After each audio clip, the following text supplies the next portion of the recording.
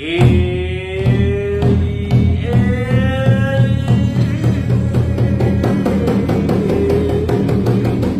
นิ่งนั่งดำนาใจสิกระไดเลือกเรื่องนกเชียงจะไป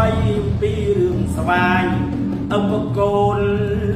ปีแนกขยมอัดทบาย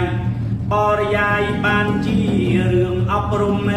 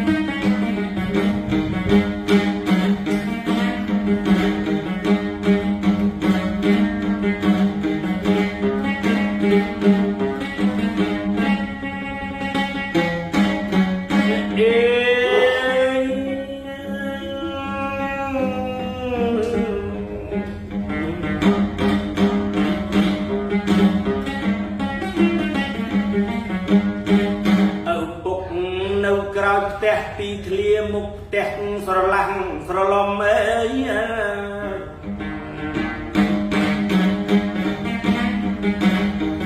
โกนปรกรถเลี้ยงยางตุลุมปลุกตีเคลียแตะทอมปนประมาณกระเล็กมือเต้าดำสบายคล้วนเคยแนะจัดข้างกีผมเปลี่ยนลวดยกตำปุมาแบ่งดอยมันบ้าน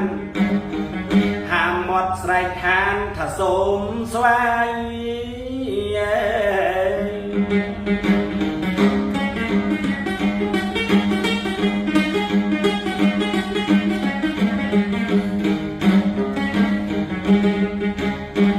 ใบสวาย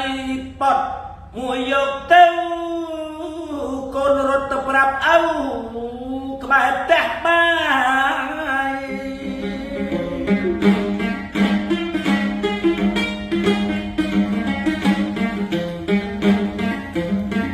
ปุกไทยมินมินนกวัดมาแบกสวายลวดใจมวยตัวหายปุกไก่สัวตับแตะนอนหน้าโกนชลายทางแน่จัดข้าง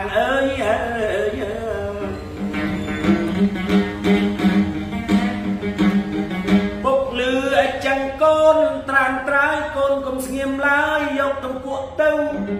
ตบแบกสวายเอาปุกจำนวนปรำเปลพลายนักคนพึ่ง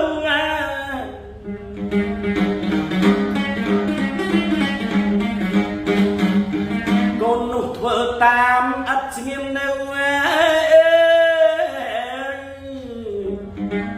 รถสำดาวเต้าตามสวาย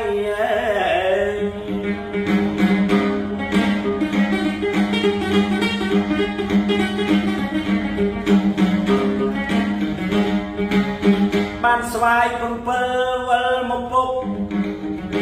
อัดมินตุกเอาเนื้อชงายจับกันตรอหมกดักไก่สวายรู้ให้ดับไดโกนดาวเต้าโกนเวียชงอเป็ดนะที่ไม่ได้แจ้งลูกเอาแบกสวายผมเปิดดักไดอันเต้าตายกสวายนั้นเต้านาโกนทายกเต้านาปุกเมื่อเต้าปุกยิ่มแพะตราแต่ปุกยอสวายนั่งเต้านาโยเต้าจุบเนี่ยมิงจัดข้างตัวดอลเล็กเตียงเนี่ยจัดข้างมันปูลเองกลางดูจางว่า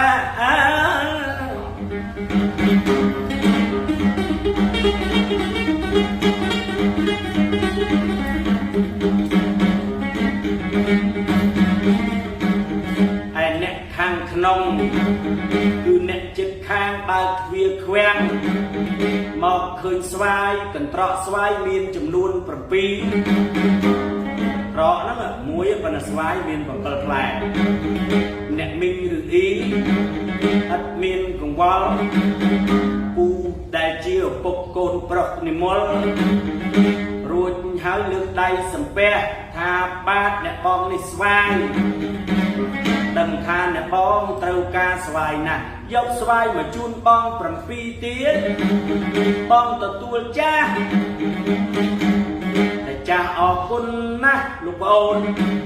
ខ្ញុំមានពងមាន់ខ្លះដែរចង់ចែកហោឲ្យទៅប្អូននេះស្ងួតអើយ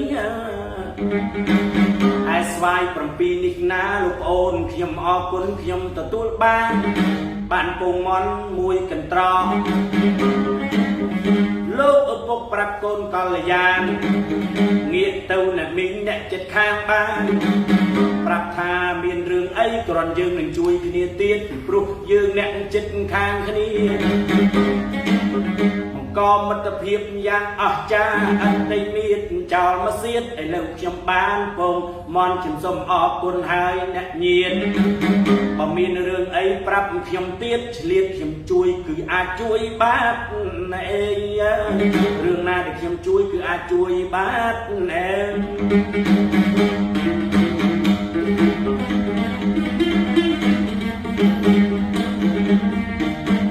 ដល់ផ្ទះកូនប្រុសឆ្ងល់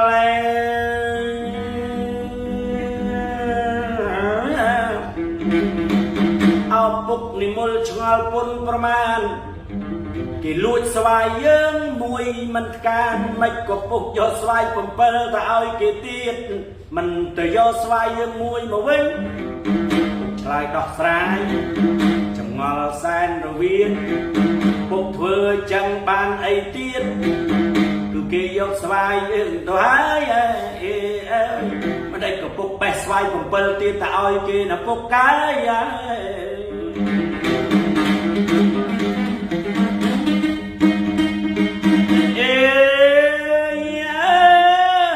កូនប្រុសសម្លាញ់ពុក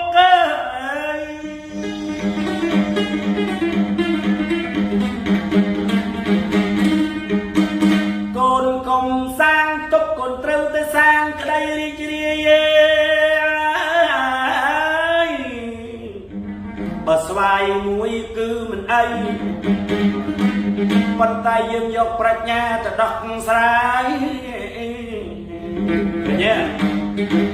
ចាំបើសិនបើយើងតូបម្នោះនឹងស្វាយមួយកូនឆោមឆាយគ្មានបានអ្វីក្រៅពីទំនាស់មើលមុខគ្នាមិនចាំច្បាស់ជាគ្មានពាក្យលោកប្អូនគ្មានពាក្យលោកបងទេកូនមាសមុំមានតែចំនួនគេណែយើងយកស្វាយ7ទៅប្រាប់កូនឲ្យស្មោះឃើញទេយើងបានពងមាន់មួយកន្ត្រកក្រន់នឹងដោះស្រាយជីវភាពរស់ហ្នឹងហើយគឺយើងបានទាំងមិត្តបានទាំងពងមាន់ហើយបើសិនបើយើងបង្កបញ្ហាគ្រាន់តែរឿងស្វាយមួយច្បាស់ជាស្លោស្លន់មានតែសត្រូវទេកូនតូចតាន់ដាប់ពុកឲ្យតន់នេះគឺប្រាជ្ញាអើយប្រាជ្ញា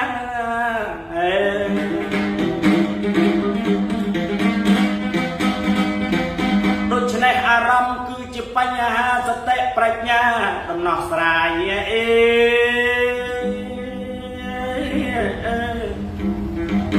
អារម្មណ៍ក្រេវក្រោតគ្មានទេហួសបរិយាយមានតែភាពអន្តរាយដូចពោលថាបើសិនជាទុកអារម្មណ៍ក្តីក្រោតច្រឡោតទោសា